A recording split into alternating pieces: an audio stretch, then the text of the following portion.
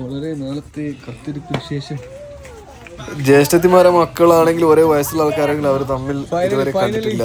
Through mobile അല്ലാതെ first time അവർ meet ചെയ്താണ്.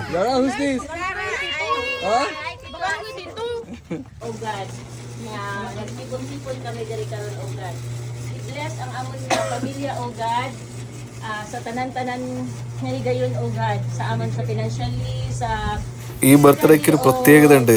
കാരണം 6 വർഷത്തിന് ശേഷം എല്ലാ മക്കളും കൂടി ഒന്നിച്ചു കൂടിയിട്ടുള്ള മമ്മയുടെ ഒരു ബർത്ത്ഡേ ആണ്. അപ്പോൾ ആ മമ്മ അത്രക്കും വളരെ സന്തോഷവതിയാണ്.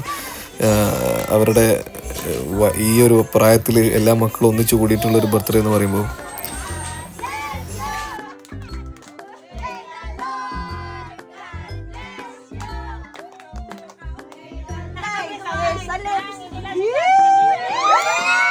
ഞാൻ അസൂയയോടെ നോക്കിക്കാണുന്ന ഒരു സംഭവമാണ് ഇത്.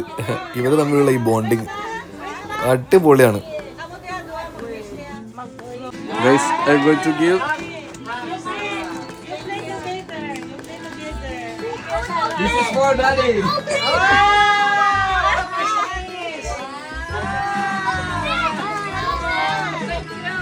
kay Mamang.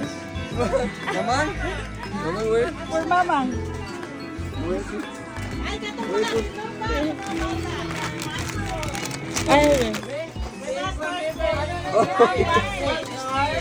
For Mamang. പെട്ടിക്കെട്ടിക്കൽ അപാരത നാട്ടിലേക്കാളും വൈബ് ഇവിടാണെന്ന് തോന്നുന്നു. കാരണം നമ്മൾ കൊടുക്കുന്ന സാധനം അവർ ചെറുതോ വലുതോ എന്തോ ആയിക്കോട്ടെ, പക്ഷെ അവരതിന് നന്ദി പറയും.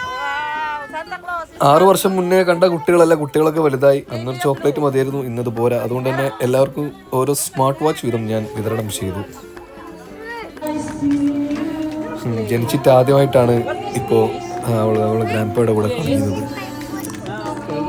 പക്ഷെ അവർ നമ്മൾ കാണാത്ത മാതിരി ഒരു അന്തരോ ഒരു ഗ്യാപ്പോ അവർ തമ്മിലില്ലായിരുന്നു. എന്നും കളിക്കുന്ന കൂട്ടുകാരെ പോലെ അവർ ഒരുമിച്ച് കളിച്ചു.